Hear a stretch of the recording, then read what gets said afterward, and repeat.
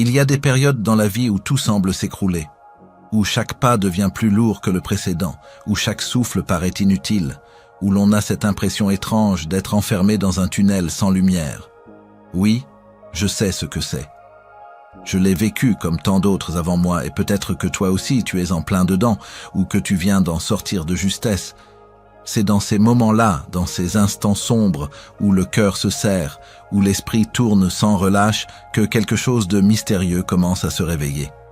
Une énergie étrange, une force enfouie depuis longtemps, un feu discret qui attendait patiemment son heure. Je vais te dire quelque chose que peu de gens osent avouer. Il y a une puissance cachée au cœur même de l'impasse, une puissance que les anciens sages connaissaient très bien. Eux ne fuyaient pas ces moments de blocage, non. Ils les accueillaient comme des portails vers une renaissance. Moi aussi, pendant longtemps, je pensais que la vie devait être une suite de victoires sans heurts, une route lisse, où tout se déroule comme prévu. Mais j'avais tort. Les plus grandes transformations ne naissent pas dans le confort. Elles prennent racine dans la douleur, dans l'inconfort, dans le chaos même. C'est en marchant sur les sentiers les plus escarpés que l'on découvre ce que l'on porte vraiment à l'intérieur de soi. Quand tout semble perdu, il ne reste plus que deux choix, s'effondrer ou se révéler. J'ai commencé à observer cela autour de moi.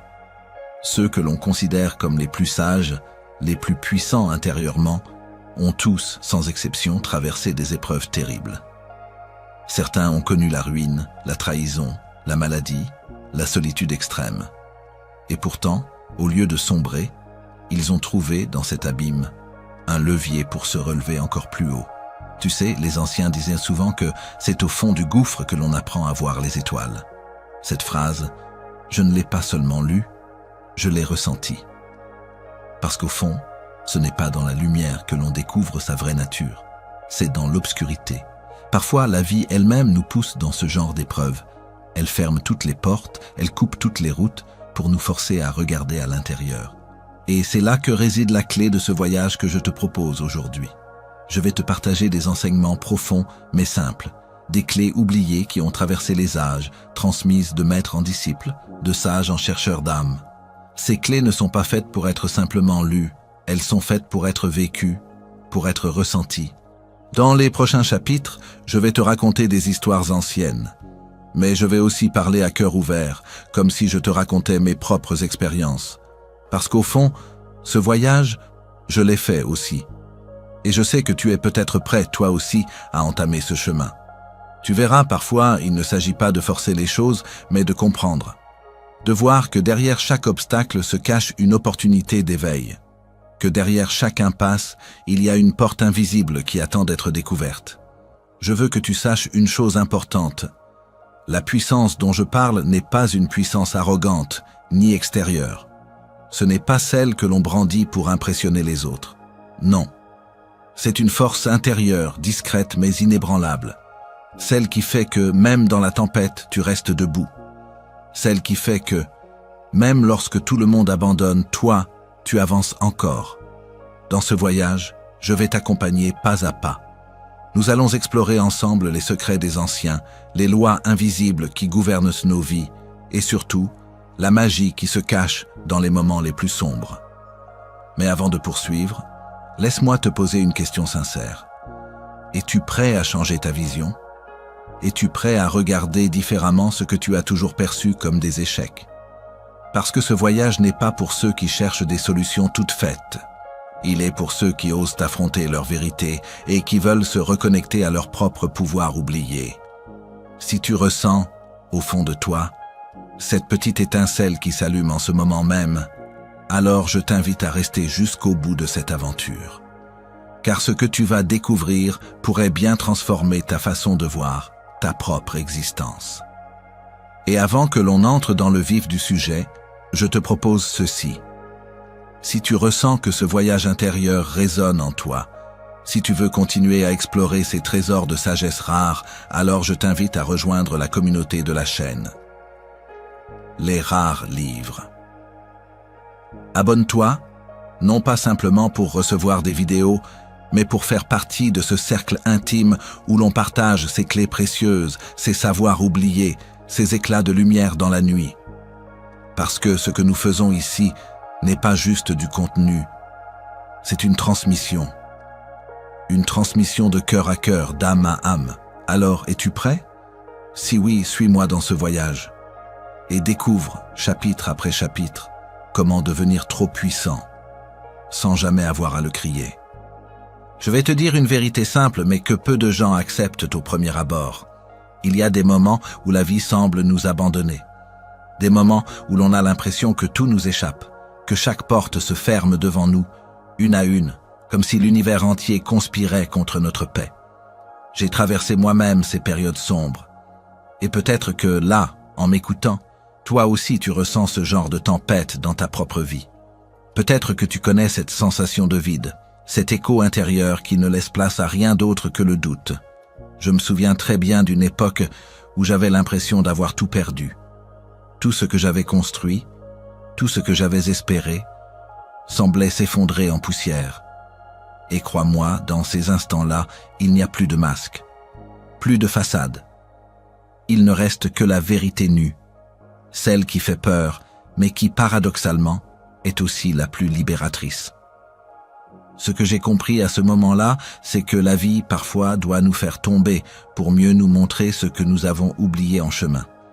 Tu sais, les anciens sages disaient souvent « Lorsque le sol se dérobe sous tes pieds, c'est pour t'apprendre à voler ». Cette phrase peut sembler poétique, mais elle est d'une justesse incroyable, car c'est dans ces moments d'effondrement que l'on découvre en soi des forces insoupçonnées. Au début, bien sûr, on refuse, on lutte, on s'accroche, on veut que tout redevienne comme avant. On s'épuise à essayer de réparer ce qui ne peut plus l'être. Mais plus on résiste, plus l'effondrement s'accentue. Et à un moment donné, on n'a plus le choix, il faut lâcher prise. Ce lâcher prise, ce n'est pas de la résignation. Ce n'est pas un abandon lâche ou une fuite. Non, c'est un acte de foi profond. C'est accepter que ce qui se produit a un sens plus grand, même si on ne le voit pas encore. Je vais te raconter une petite histoire, une parabole que l'on raconte depuis des siècles dans certaines traditions orientales. Il était une fois un homme qui avait perdu tout ce qu'il possédait à cause d'une inondation. Sa maison, ses terres, son bétail, tout avait disparu sous les flots. Brisé, il s'était assis sur un rocher, au bord de ce qui avait été son village. Pendant des heures, il pleurait et se lamentait. Un vieux sage qui passait par là s'approcha de lui et lui dit « Pourquoi pleures-tu ainsi ?» L'homme répondit « Je n'ai plus rien, ma vie est finie. » Le sage lui sourit doucement et répondit « Tout ce que l'eau a emporté n'était pas vraiment à toi. Ce que tu perds dans la tempête n'est que ce que tu croyais posséder. Mais ce qui te reste, c'est ce que tu es. Et cela, rien ni personne ne peut te le voler. » Cette histoire m'a marqué la première fois que je l'ai entendue, parce que moi aussi je pleurais sur ce que je pensais avoir perdu. Je pleurais sur mes projets brisés, sur les liens coupés, sur les rêves éteints. Mais au fond, ce que la vie m'enlevait, ce n'était pas ce que j'étais vraiment.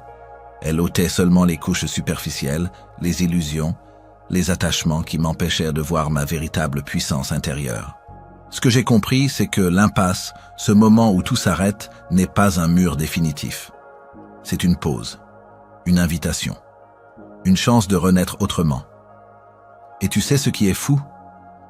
Quand on commence à voir les choses sous cet angle, quelque chose de presque magique se produit. Les événements qui paraissaient tragiques deviennent des initiations. Les pertes deviennent des leçons. Et la douleur elle-même devient une sorte de guide silencieux. Bien sûr, je ne vais pas te mentir. Ce chemin n'est pas facile, il demande du courage. Il demande d'oser plonger en soi sans certitude, sans garantie de succès immédiat, mais ce que tu trouves au bout de cette plongée, cela vaut 1000 fois la peine. Je me souviens d'un jour précis où, après des semaines de lutte intérieure, j'ai décidé de m'arrêter, de ne plus essayer de réparer ce qui était brisé, de m'asseoir simplement, en silence, et de regarder ma douleur en face. Je n'ai rien fait de spécial ce jour-là, pas de rituel compliqué, pas de prière spectaculaire. Juste un moment de silence profond, où j'ai accepté de dire ces mots à moi-même. Je ne sais plus quoi faire, et c'est peut-être bien ainsi. C'est à cet instant précis que quelque chose en moi s'est allumé, comme une étincelle dans l'obscurité. Non, Ma vie ne s'est pas miraculeusement transformée en un claquement de doigts. Mais ce jour-là, j'ai compris que l'éveil commence toujours là où la lutte s'arrête. Quand l'on cesse de résister, on commence enfin à recevoir. Les sages de l'Antiquité appelaient cela l'abandon fertile. Ils disaient que la terre ne peut accueillir une nouvelle semence tant qu'elle n'a pas été labourée, retournée, vidée de l'ancien. De même, notre esprit a besoin d'être dépouillé pour pouvoir accueillir une nouvelle vision. Dans ce premier chapitre, ce que je veux que tu comprennes, ce n'est pas seulement que les épreuves ont un sens caché, c'est que, toi, là, maintenant, tu possèdes déjà tout ce qu'il faut pour te relever. Ce n'est pas dans le monde extérieur que se trouve ta solution. Ce n'est pas dans les autres, ni dans l'attente d'un miracle qui viendrait de l'extérieur. Tout est déjà là, en toi, dans cette part de toi que tu n'as peut-être jamais osé explorer. Oui, cela fait peur. Explorer l'inconnu fait toujours peur. Mais je peux te garantir une chose. Ce que tu découvriras dans cette exploration surpassera tout ce que tu pensais connaître. Ce premier pas, ce n'est pas un pas vers l'extérieur. C'est un retour vers toi-même. Et pour terminer ce chapitre, je veux que tu retiennes une dernière chose. Les anciens disaient souvent « Celui qui accepte sa nuit intérieure devient maître de sa propre lumière ». C'est précisément ce voyage que je te propose aujourd'hui. Rappelle-toi bien, ce que tu traverses en ce moment n'est pas la fin, c'est le début d'un éveil profond, une renaissance intérieure. Et tu n'as rien à faire de plus, pour l'instant, que d'accepter cette vérité simple. Au cœur même de ce que tu crois être une impasse, un trésor t'attend. Un trésor que seuls ceux qui osent regarder leur douleur en face peuvent découvrir. Il existe dans l'univers des lois si discrètes, si subtiles, que la majorité des hommes vivent toute leur existence sans même deviner leur présence. Des lois invisibles, insaisissables, mais puissantes. Et pourtant, ce sont elles qui orchestrent la grande symphonie de nos vies. Ce que je vais partager ici, ce n'est pas une théorie abstraite ni un concept flou sorti de nulle part. Ce sont des sagesses murmurées depuis des siècles par ceux qui ont appris à voir ce que la plupart refusent de regarder. Quand tout bascule, lorsque la vie nous enferme dans l'étau de l'impasse, ces lois invisibles deviennent, sans qu'on s'en aperçoive, les seules forces capables d'ouvrir un nouveau chemin. Mais encore faut-il apprendre à les reconnaître, à les ressentir. Les anciens maîtres disaient ceci. Ce que l'on voit n'est que la surface, mais c'est dans les profondeurs que la destinée se façonne. Ces paroles, si on les médite, contiennent tout un univers. Dans la société moderne, on a souvent tendance à ne croire qu'à ce que l'on peut mesurer, voir, contrôler. Tout doit avoir une explication rationnelle, immédiate, palpable. Mais le monde ancien, lui, nous rappelle que l'essentiel échappe toujours à l'œil nu. Il y a une loi qui, selon moi, est fondamentale pour comprendre cette puissance cachée. La loi du reflet intérieur. C'est une loi subtile qui enseigne que l'univers extérieur est le miroir de ce qui se passe en nous. Ce que l'on vit n'est jamais que le reflet de nos croyances profondes, conscientes ou inconscientes. Lorsque l'on traverse une période de blocage, un moment où tout semble figé, c'est souvent parce qu'à l'intérieur de nous, un conflit demeure non résolu. Un doute, une peur, une vieille blessure oubliée, qui finit par façonner le monde autour de nous sans que nous nous en rendions compte. Tu pourrais te dire, mais comment changer quelque chose que je ne vois même pas en moi? La réponse, aussi surprenante soit-elle, tient en un mot, accueil.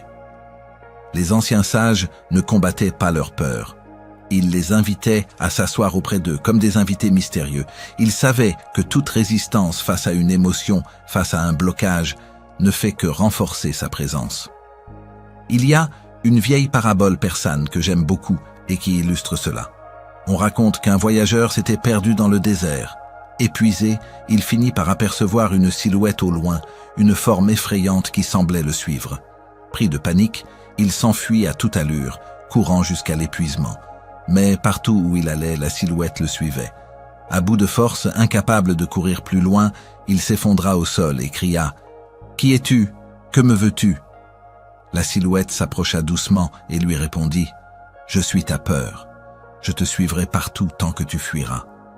Mais si tu t'arrêtes et que tu m'accueilles, je deviendrai ta force. » Cette histoire nous enseigne que fuir ce qui nous effraie dans l'invisible ne fait que renforcer son emprise sur nous. Ce n'est que dans l'accueil que commence la transformation. Mais il existe aussi d'autres lois mystérieuses, parfois oubliées, qui régissent notre destinée lorsque nous nous croyons bloqués. L'une des plus puissantes est la loi de résonance. Cette loi affirme que ce à quoi nous pensons avec intensité finit par se matérialiser sous une forme ou une autre. Les anciens appelaient cela l'écho cosmique.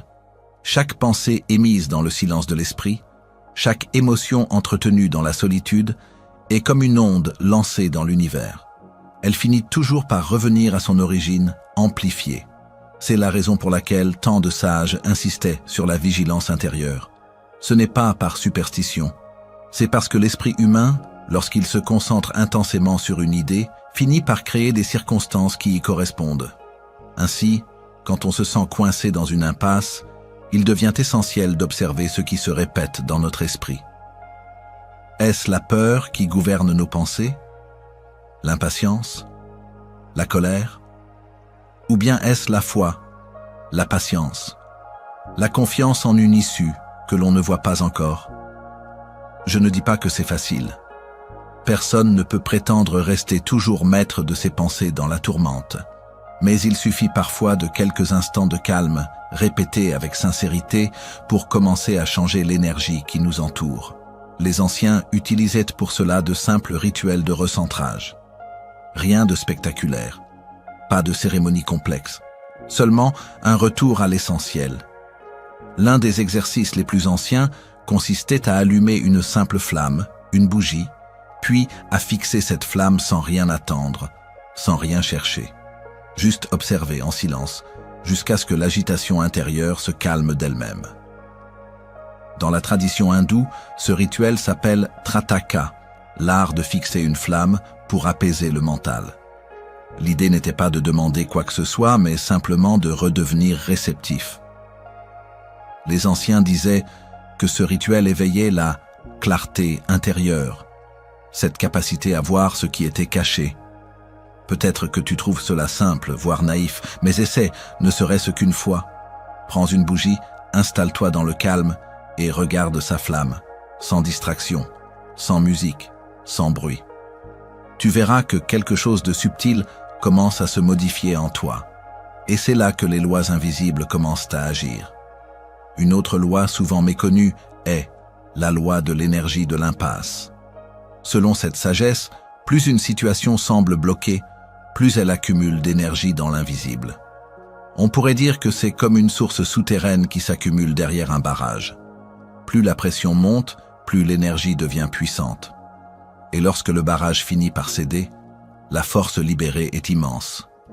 Dans nos vies, cela se manifeste par ces fameux moments où, après de longues périodes de stagnation, tout semble soudain se débloquer à une vitesse fulgurante. Mais pour que cette libération se produise, il faut apprendre à ne pas lutter contre le blocage. Il faut savoir rester immobile, observer et laisser la pression monter naturellement jusqu'à ce que la vie elle-même décide du moment de la délivrance. Cela peut sembler difficile à admettre, surtout dans une société où l'on valorise l'action rapide, le contrôle permanent. Mais les anciens savaient que certaines choses ne peuvent être obtenues par la force. Elles exigent patience et confiance. C'est pourquoi, dans beaucoup de traditions, on retrouve cette idée d'attendre le bon moment à. On raconte qu'un vieux moine dans un temple isolé enseignait à ses élèves cette patience mystique. Un jour, un disciple, pressé d'atteindre l'illumination, lui demanda « Maître, combien de temps faut-il méditer pour atteindre la paix ?» Le maître sourit et répondit « Si tu médites avec impatience, il te faudra 10 ans. Si tu médites avec détachement, la paix peut venir dès demain. » Ce que ce sage voulait dire, c'est que la précipitation ferme les portes, tandis que l'abandon sincère les ouvre. Voilà la subtilité des lois invisibles. Elles ne se plient pas à notre volonté immédiate. Elles répondent à la sincérité, à la foi, à l'abandon, et parfois, ce qui semble être une impasse n'est en réalité qu'une maturation invisible, une préparation pour un renversement de destin que l'on ne pouvait pas prévoir. Alors, si tu te trouves aujourd'hui face à une situation figée, souviens-toi de cela. Ne lutte pas inutilement. Observe. Écoute. Reste attentif. Pose-toi cette question simple mais puissante. Quelle leçon mon âme cherche-t-elle à m'enseigner à travers ce blocage? Tu seras surpris de voir que parfois, rien que cette question ouvre une brèche. Pour terminer ce chapitre, je veux te rappeler une chose essentielle. Les lois invisibles ne sont pas là pour nous compliquer la vie. Elles ne sont ni cruelles, ni punitives. Elles sont simplement là pour nous ramener vers l'harmonie, vers notre essence profonde. Ce que tu vis aujourd'hui, aussi difficile que cela puisse paraître, est peut-être le chemin le plus direct pour découvrir des forces en toi que tu n'aurais jamais cru possible. Et surtout, n'oublie jamais ceci. L'univers conspire toujours en faveur de ceux qui apprennent à écouter ses lois silencieuses. Ce n'est pas une croyance aveugle, ni un vœu pieux, c'est une vérité que l'on découvre dès que l'on cesse de fuir et que l'on commence à danser avec l'invisible. Il y a dans la vie des instants où tout semble figé, où les portes se ferment les unes après les autres, où chaque effort paraît vain. Je sais que tu as peut-être déjà ressenti ce poids, celui de l'injustice, du blocage, du sentiment que l'univers lui-même semble s'être retourné contre toi. Ces moments-là, je les connais bien, ils sont cruels, silencieux et souvent longs. Mais tu sais, avec le temps, j'ai compris une chose, ce n'est jamais la fin. Non. C'est plutôt le commencement discret, caché, d'un grand retournement. Ce qu'on croit être la fin est parfois la naissance d'un miracle. Et aujourd'hui, j'aimerais t'emmener sur ce chemin, celui que les anciens sages appelaient le pivot du destin. Ils disaient ceci, quand la nuit atteint sa plus grande obscurité, c'est là que l'aube commence à poindre. Ce n'est pas qu'une belle phrase, c'est un savoir profond. Les anciens savaient que chaque impasse cache une fissure, un passage secret que seuls les yeux patients peuvent voir. Ils appelaient cela l'œil du renversement. Je vais te partager un principe essentiel que j'ai appris au fil de mes expériences et de mes propres épreuves. Dans les moments de chute, il ne faut pas lutter contre ce qui se ferme, mais apprendre à écouter ce qui murmure à l'intérieur. Oui, dans le silence des défaites, il y a une voix, discrète, timide. Elle ne crie jamais, elle chuchote, elle susurre, mais elle sait. C'est la voix de la direction intérieure. La toute première clé pour inverser une situation n'est pas d'agir précipitamment. Non, la première clé, c'est l'acceptation lucide. C'est cette capacité rare d'observer la réalité sans panique, sans fuite, sans lutte. Je vais te partager une vieille histoire que j'ai lue dans un manuscrit poussiéreux, un de ces trésors que seuls les curieux osent encore ouvrir. On raconte qu'au cœur d'un désert lointain vivait un sage nommé Siro. Cet homme, autrefois marchand prospère, avait tout perdu lors d'une invasion. Sa maison brûla, ses biens furent volés et sa famille dut s'exiler. Seul, sans rien, il marcha des jours durant jusqu'à une oasis oubliée. Là, il s'assit, face au vent brûlant, et prononça ces mots. « Tout ce qui m'a été pris, je l'ai porté dans mon cœur. Ce qui reste, c'est l'essence. Je suis encore vivant, donc je possède encore la racine de mon pouvoir. » Il resta ainsi, immobile, pendant 40 jours et 40 nuits. Les nomades qui passaient le voyaient comme un fou. Mais au bout du 40e jour, une caravane, égarée, vint se réfugier à l'oasis. L'un des voyageurs reconnut Siro. Touchés par son calme et sa sagesse, ils l'invitèrent à devenir leur guide et leur conseiller. Peu à peu, sa renommée grandit à travers les terres. Il devint un homme respecté, recherché pour ses conseils, plus riche encore qu'avant, mais riche d'un pouvoir plus grand, celui de la paix intérieure. Tu vois, il n'a pas cherché à forcer quoi que ce soit. Il a accepté la ruine comme une étape. Il a patienté dans la confiance. Et l'univers a fait le reste. Ce que cette histoire révèle, c'est ce que j'appelle la bascule invisible. L'univers n'est pas sourd à la douleur, mais il ne répond pas au désespoir agité, il répond au calme confiant. Si tu veux retourner une situation, il faut entrer dans cet état de bascule intérieure. Ça commence toujours par une pause. Une vraie pause, pas une fuite dans les distractions. Non, un temps où tu te poses face à ta situation et où tu respires avec elle. Pose-toi la question.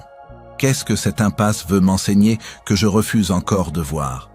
Oui, c'est inconfortable, mais chaque impasse porte une leçon que tu dois intégrer. Tant que tu la fuis, elle se répétera. Parfois, je me demande combien d'entre nous tournons en rond simplement parce qu'on refuse de regarder la vérité en face. Pas la vérité extérieure, mais celle qui se cache en nous. Là est le second secret des anciens, la neutralité active. Ce n'est pas l'abandon, ce n'est pas l'inaction. C'est un état où tu accueilles ce qui est, sans le juger, mais où tu gardes en toi l'intention ferme de transformer la situation. Cette posture intérieure crée ce qu'on appelle l'appel silencieux. Une force mystérieuse se met en mouvement, discrètement, pour ouvrir une nouvelle voie. Je l'ai vécu plusieurs fois dans ma vie. Je me souviens d'une période où tout semblait perdu pour moi. Les projets échouaient les uns après les autres. L'argent ne rentrait plus. Les amis s'éloignaient. Je me sentais littéralement vidé. Un soir, sans force, j'ai simplement accepté cette vérité. Je suis là où je dois être. J'ai arrêté de me débattre. J'ai respiré. Et j'ai fait un choix très simple. Chaque jour, au lieu de me plaindre, je ferai une seule petite action, même minuscule, vers la reconstruction. Ce fut lent, je ne vais pas mentir. Très lent. Mais tu sais quoi? Un matin, sans prévenir, les choses ont commencé à bouger. Une opportunité inattendue est arrivée. Puis une autre. Des rencontres, des coups de pouce invisibles. Et tout s'est remis en marche, sans que je puisse vraiment expliquer comment. C'est là que j'ai compris. Quand tu t'alignes intérieurement, l'extérieur finit par suivre. Les anciens appelaient cela l'alignement du cœur et du souffle. Ils disaient que tout pouvoir vient du souffle intérieur maîtrisé. Ce souffle, ce n'est pas simplement la respiration physique. C'est ce calme qui te permet d'habiter pleinement chaque instant, sans peur, sans attente excessive. Et une fois dans cet état, il faut savoir prononcer ce que j'appelle la parole de renversement. C'est une phrase simple mais puissante que tu peux dire quand tout semble s'effondrer. Elle agit comme une clé. La voici. Même ceci, je peux le traverser. Dis-la avec foi, avec calme. Répète-la doucement. Ce n'est pas une formule magique, c'est un rappel, une ancre pour ton esprit. Chaque fois que je la prononçais, je sentais un apaisement. Et l'univers semblait me répondre « Oui, tu peux traverser cela, et bien plus encore. » Tu sais, parfois, nous cherchons des techniques compliquées, des rituels longs et complexes pour changer nos vies. Mais les anciens savaient que tout commence par une simple vérité acceptée, un souffle paisible et une phrase claire. Alors, aujourd'hui, si tu es face à une impasse, je te le dis avec toute la sincérité possible. Commence par t'arrêter. Observe sans juger, respire profondément et dis-toi, même ceci, je peux le traverser. Puis, avance doucement, un petit pas par jour. Ne cherche pas la vitesse, la patience, c'est l'arme secrète des sages. Je terminerai ce chapitre par ce vieux proverbe que j'ai toujours gardé en tête. Les rivières les plus profondes coulent lentement. N'oublie jamais, ta force ne réside pas dans l'agitation mais dans ton calme intérieur. Le renversement du destin appartient à ceux qui avancent dans le silence, le cœur confiant. Et crois-moi, l'univers finira toujours par récompenser ceux qui savent patienter sans perdre foi. Il y a quelque chose d'étrange dans la vie. On croit que certaines blessures ne guériront jamais. On pense que certaines chutes sont définitives. Mais il existe un moment, un instant presque magique, où quelque chose se réveille en nous. Une flamme, d'abord discrète, puis de plus en plus vive.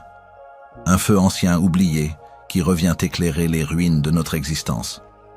C'est ce que les anciens sages appelaient la renaissance du guerrier intérieur. Je dois te dire une chose honnêtement, ce chapitre, je ne l'écris pas en théorie, je l'ai traversé. Et peut-être que toi aussi, en ce moment, tu as besoin de cette renaissance. Tu vois, dans les périodes sombres, il y a toujours une tentation, celle d'abandonner complètement, de renoncer, de se résigner à une vie tiède, sans flamme, sans rêve. Mais il y a aussi une autre option, plus difficile, celle de renaître. Pour les anciens, la renaissance intérieure n'était pas un simple changement d'état d'esprit, comme on l'entend souvent aujourd'hui. Non, c'était un rite de passage, un combat sacré contre soi-même. Il disait « L'homme naît une fois de la chair et une seconde fois du feu ». Ce feu intérieur, c'est la volonté pure, celle qui ne dépend plus des circonstances extérieures. Je me souviens d'une vieille légende que j'ai lue dans un recueil très ancien. Elle racontait l'histoire d'un forgeron qui vivait isolé dans les montagnes. Cet homme, réputé pour sa force et son talent, avait tout perdu un hiver. Sa maison détruite par une avalanche, ses outils brisés, son corps affaibli par la maladie. Mais il n'a pas fui. Il s'est traîné jusqu'à son atelier détruit, a récupéré un simple morceau de fer rouillé et avec les dernières forces qu'il avait, il a commencé à frapper. Encore et encore. Chaque coup de marteau était un cri de vie, un refus de disparaître. Des semaines plus tard, les villageois, curieux, montèrent à voir ce qu'il en était devenu. Ils le trouvèrent, amaigri, mais toujours debout, devant une épée flamboyante qu'il avait forgée à partir de débris. Cette lame devint un symbole dans toute la région, la lame de la Renaissance. Tu sais, cette image me touche profondément, parce qu'au fond, chacun de nous est ce forgeron à un moment de sa vie. Chacun de nous passe par cette étape où tout semble détruit, où il ne reste qu'un petit morceau de soie rouillé, abandonné, et pourtant suffisant pour tout reconstruire. Voici une vérité que j'ai apprise au fil du temps. La Renaissance commence toujours par un refus. Oui, un refus, refuser d'abandonner, refuser de croire que tout est terminé, refuser de se laisser engloutir par les ruines. La Renaissance, c'est d'abord une décision intérieure, un acte de rébellion contre l'effondrement. Et tu sais ce qui est fascinant? Cette Renaissance ne demande aucun talent spécial, ni connaissance particulière. Elle ne réclame qu'une seule chose, un premier pas, un seul, même minuscule. Je me souviens d'une période où, personnellement, je pensais que tout était fini. J'étais épuisé, sans énergie, vidé de toute envie. J'avais même cessé de faire ce qui me passionnait. Et un jour, sans trop savoir pourquoi, j'ai décidé d'allumer une bougie. Juste ça. Allumer une bougie, en pleine nuit, dans le silence. Je suis resté là à regarder la flamme danser. Et dans cette flamme, j'ai senti quelque chose renaître. Une toute petite chaleur, discrète, mais réelle. C'est là que j'ai compris ce que disaient les anciens. La lumière naît d'un seul geste. Peu importe la profondeur de la nuit, la flamme la plus fragile suffit à la repousser. Cette bougie a été mon premier pas. Le lendemain, j'ai repris une petite activité, puis une autre. Lentement, j'ai reconstruit un rythme. Et c'est là que la magie opère. Chaque petit pas allume une étincelle de plus. Peu à peu, la flamme devient feu. Et un jour, on se réveille, étonné de sentir à nouveau la force circuler en soi. Les anciens appelaient ce processus la forge du guerrier. Ils enseignaient qu'il y a 3 étapes dans toute renaissance intérieure. 1. L'effondrement accepté. Reconnaître la chute, sans honte, sans fuite. 2. Le premier feu allumé. Faire un acte, aussi minuscule soit-il, pour relancer la vie. 3. La marche lente mais continue. Avancer, jour après jour, sans précipitation. Et tu sais quoi? Cette renaissance ne se fait pas toujours dans la joie immédiate. Parfois, on ressent encore la douleur, la fatigue, les doutes. Mais malgré tout, quelque chose avance. Quelque chose grandit, en silence. Je te le dis franchement, tu n'as pas besoin de tout comprendre pour renaître. Tu n'as pas besoin d'avoir des certitudes. Il te suffit juste d'allumer ta bougie, de faire ce premier geste. Je voudrais d'ailleurs partager ici une petite phrase qui m'a beaucoup aidé durant ces phases. Je ne sais pas où je vais, mais je refuse de rester ici. Répète-la si besoin. Elle est simple, mais puissante. Dans la Renaissance, il ne s'agit pas d'avoir une vision claire de la destination. Il s'agit seulement d'avancer coûte que coûte, même à l'aveugle. Et puis, il y a une chose que les anciens maîtres savaient mieux que personne. Chaque renaissance attire des forces invisibles en soi. Ils disaient que les esprits de la résilience, ces énergies subtiles que certains appelaient des guides, d'autres des symboles internes, se réveillent dès que l'on commence à se relever. Je l'ai constaté moi-même. Une fois que l'on recommence à avancer, même lentement, même maladroitement, on sent des synchronicités apparaître, des rencontres, des idées, des soutiens inattendus. C'est la vie qui répond. Alors si tu traverses une nuit difficile, si tout semble perdu, je te supplie, n'attends pas que la lumière revienne d'elle-même. Allume ta bougie. Fais ce geste même s'il te paraît insignifiant.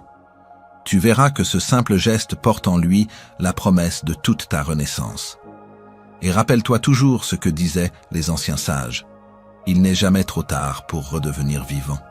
Peu importe ton âge, ta situation, tes échecs passés, la renaissance du guerrier intérieur est toujours possible. Elle ne demande que de l'honnêteté envers toi-même et une toute petite étincelle de courage. Aujourd'hui, je te laisse avec cette question. Quel serait ton tout premier geste dès maintenant pour raviver ta flamme intérieure? Réfléchis-y. Ne te presse pas. Mais quand la réponse viendra, n'attends pas. Agis. Car c'est là que commence ta véritable renaissance. Il y a des instants dans la vie où malgré tous les efforts, malgré toute la concentration, malgré toute la foi que l'on porte, rien ne bouge. Les portes restent fermées. L'univers demeure silencieux comme si quelque part, quelque chose résistait encore. Je dois te confier quelque chose. Durant mes propres expériences, j'ai souvent ressenti ce moment, ce point invisible où plus rien ne répondait. J'avais tout fait. J'avais concentré mon esprit, j'avais appliqué les sagesses anciennes, j'avais focalisé mon énergie, mais l'impasse demeurait. Et c'est là que commence un des secrets les plus déroutants, mais aussi les plus puissants que les anciens sages m'ont transmis. Le pouvoir silencieux de l'abandon confiant. Je sais que ce mot « abandon » peut effrayer. Dans notre monde moderne, il est souvent confondu avec faiblesse, avec résignation, avec la perte. Mais ici, il s'agit d'un abandon sacré, d'un lâcher-prise qui n'est pas un renoncement, mais un acte suprême de foi. Les maîtres de l'ancien temps disaient que tant que l'homme veut tout contrôler, il reste prisonnier de son propre esprit. Il peut aller loin, certes, mais il finira toujours par atteindre une limite invisible, ce mur impalpable contre lequel il bute encore et encore. Ce mur n'est pas extérieur, il est à l'intérieur. C'est le mur du contrôle excessif. Dans ces moments, les sages invitaient à une pratique secrète, une démarche que très peu osaient suivre, l'abandon confiant. Je vais te raconter une histoire que j'ai longtemps méditée. C'est une vieille parabole, transmise de maître en maître, dans le silence des montagnes. Un jeune moine, plein d'ambition spirituelle, venait sans cesse voir son maître lui demandant « Maître, que dois-je faire pour atteindre l'illumination ?» Le maître lui enseigna la méditation, la prière, la concentration. Le jeune moine pratiqua sans relâche, jour et nuit. Pendant des années, il se dévoua, repoussant toutes les distractions. Mais rien ne venait, aucun signe, aucun éveil. Un jour, désespéré, il retourna vers le maître en larmes. « Maître, j'ai tout essayé, mais je suis toujours aussi vide. Que dois-je faire de plus ?» Le vieux maître sourit, puis lui dit simplement « Maintenant, laisse tout tomber. » Le moine, d'abord choqué, refusa. « Comment pourrais-je abandonner tout ce que j'ai pratiqué ?» Mais le maître répéta, avec une infinie tendresse, « Abandonne tout et regarde. » N'ayant plus rien à perdre, le jeune moine lâcha tout. Il cessa ses méditations, cessa ses prières, cessa même de chercher à comprendre. Il s'abandonna totalement au courant de la vie. Quelques jours plus tard, alors qu'il marchait paisiblement au bord d'une rivière, sans aucune attente, sans aucune lutte, il fut soudainement frappé par une paix si profonde qu'il en pleura. Tout lui devint clair. Ce qu'il cherchait était déjà là, caché sous sa propre tension intérieure. Le maître, en souriant, lui dit alors « Voilà ce que je voulais te montrer. Il y a un moment où il faut cesser de ramer et laisser le courant te porter. » Je repense souvent à cette histoire, car moi aussi parfois je rame encore, je lutte contre les courants invisibles.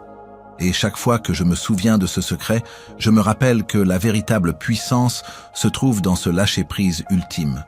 Ce n'est pas un abandon par faiblesse, mais un abandon par sagesse. Ce pouvoir silencieux est en réalité une clé. C'est comme si l'univers attendait que l'on cesse de faire du bruit, pour pouvoir enfin agir en notre faveur.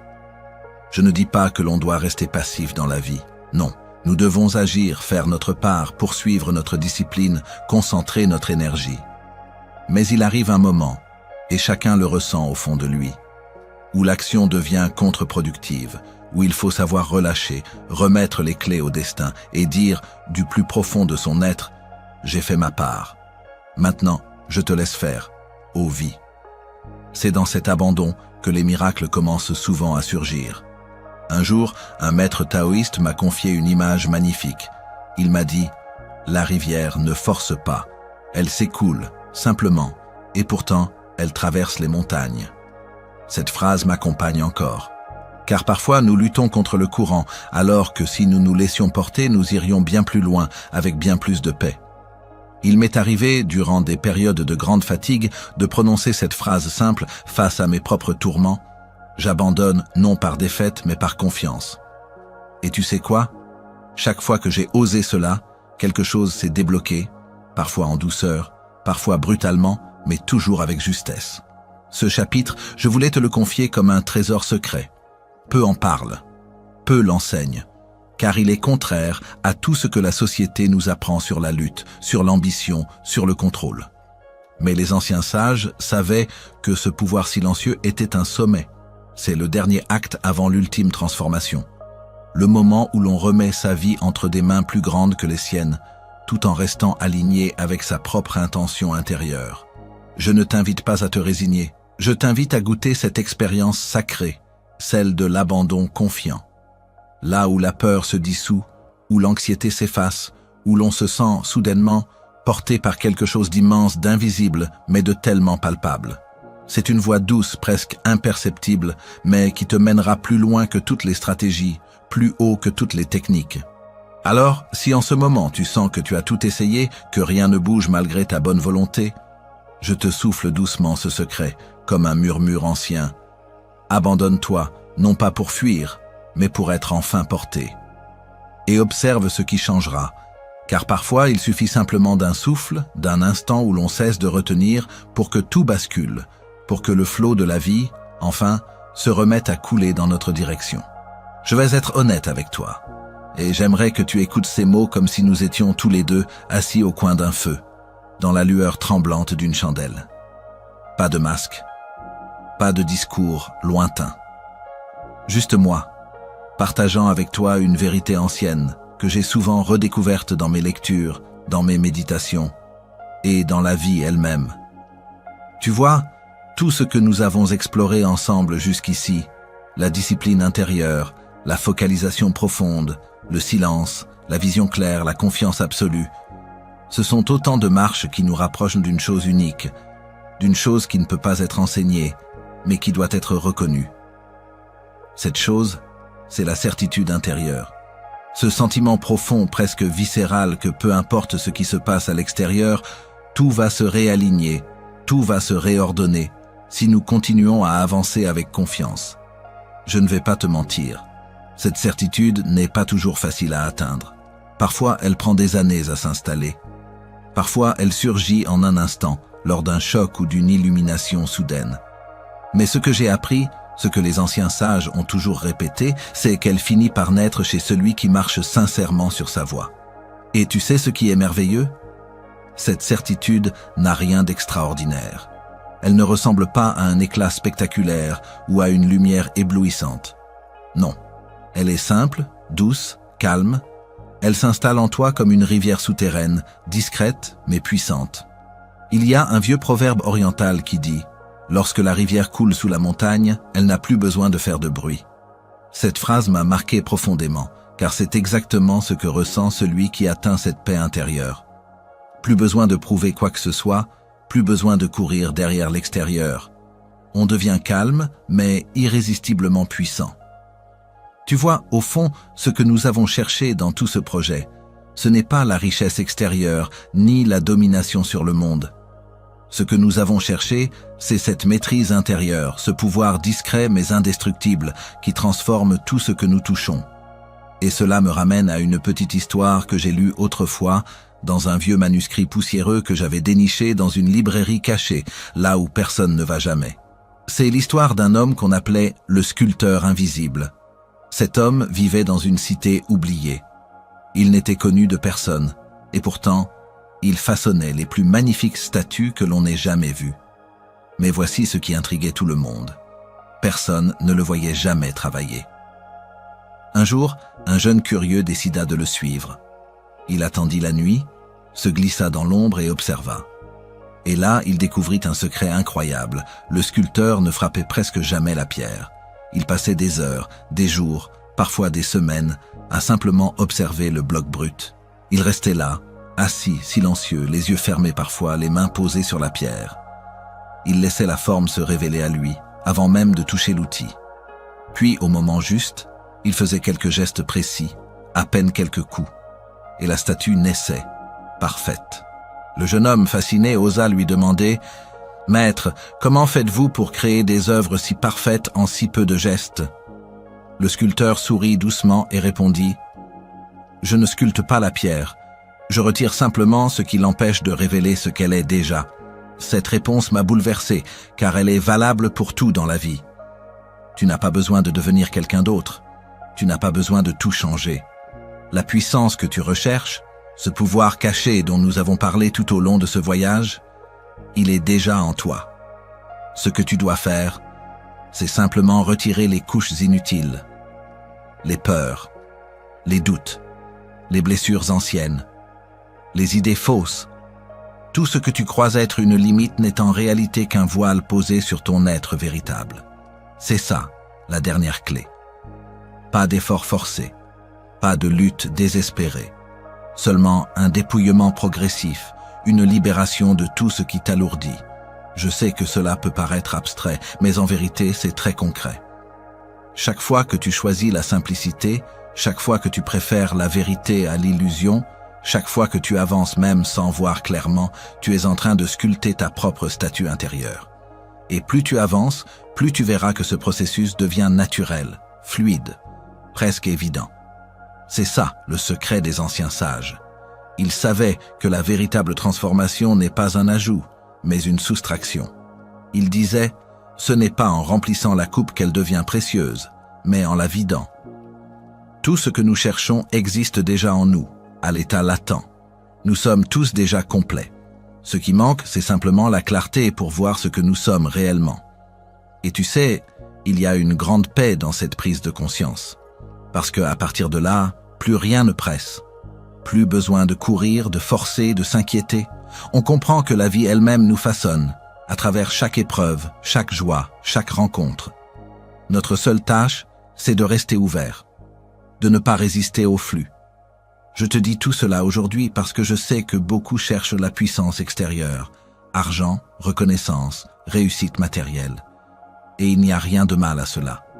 Mais au fond, ce que nous cherchons tous, c'est la souveraineté intérieure, celle qui ne dépend de rien, celle qui fait que, même dans la tempête, nous restons debout, sereins et même joyeux. Je crois que ce projet, ce voyage que nous avons partagé, n'était pas un simple texte. C'était un rite de passage, une initiation douce mais profonde vers cette souveraineté. Et j'aimerais te laisser avec ces mots simples, mais puissants, que je garde toujours en mémoire, gravés quelque part dans mon cœur. Lorsque tu cesses de chercher à devenir quelqu'un, tu redeviens tout ce que tu as toujours été. Oui, tout ce pouvoir, toute cette lumière, toute cette force sont déjà en toi. Alors, aujourd'hui, je ne te dis pas « continue à chercher », je te dis « continue à te dépouiller ». Allège-toi, simplifie-toi, épure-toi. Là se trouve la clé la plus profonde. Et enfin, pour clore ce voyage comme il se doit, j'aimerais t'inviter à poursuivre cette quête, à ne pas la laisser s'éteindre ici. Si tu as ressenti, ne serait-ce qu'une étincelle, une vibration, une ouverture durant ces lectures, alors je t'invite de tout cœur à rejoindre la communauté de la chaîne Les Rares Livres.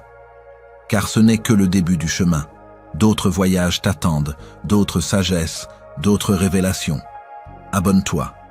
Pas par curiosité, pas par distraction, mais par engagement envers toi-même, envers ce feu sacré que tu portes et qui mérite de continuer à grandir. Ici, chaque mot est une clé, chaque vidéo est une porte, et chaque lecture une étape vers ta souveraineté retrouvée. Merci d'avoir marché à mes côtés sur ce sentier. Merci pour ta confiance. Merci pour ta lumière. À bientôt, voyageurs de l'ombre et de la lumière. Nous nous retrouverons dans les profondeurs des rares livres.